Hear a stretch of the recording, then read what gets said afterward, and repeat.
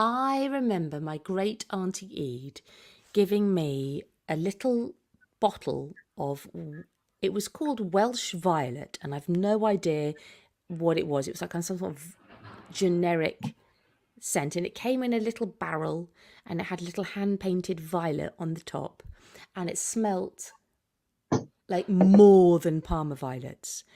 And I remember cherishing it. I must have only been about 6 or 7, and it was quite small. It used to fit in my hand, and it was so opposite. My mum wasn't really into perfume or anything like that. My dad wasn't either.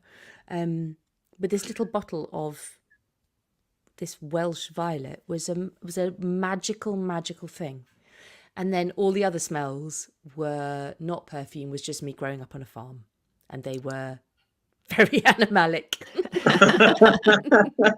Andy Warhol used to have a perfume library, and he would wear one perfume for 3 months, and then he would archive it. And when he wanted to recall that time in his life, he'd go back and smell that perfume. So he could essentially almost like time travel in a way just by doing that. My God. So he kind of deliberately set up the opposite of what you're doing.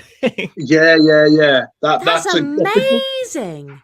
Yeah, I did know that he had a collection, but I didn't know that that's how he used it. Yeah. But also, I think there's another thing about that as well, though, isn't it? It's just like, I feel as if we're always fighting to make perfume acknowledged on the same level of art or literature and everything. But so that a great artist who is renowned had a perfume library that he was using his senses in that way with, that's amazing. Well, I was just talking about this actually with an artist this afternoon about how perfume is disadvantaged by its positioning as a beauty product, because the way we process it is emotionally and intellectually.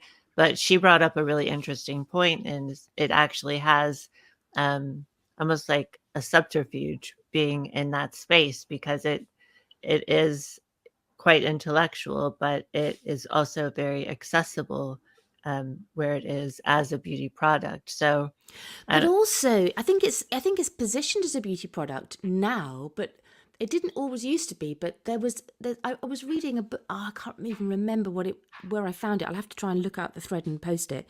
But apparently, Freud and Kant had this whole thing where they were like, perfume hits a different part of your brain. It's very animalistic, and because it's so animalistic and it elicits all these feelings and memories, it's base and it's subhuman. And so a lot of their writings I don't necessarily think are very good anyway, but a lot of their writings in that kind of psychology of the time really denigrated perfume as an art. And so much of how we think about perfume now is down to just these writings of these old twats. Well, that also calls to mind a quote that Barbara shared with me when I published the interviews with her when I launched Brooke Cellier.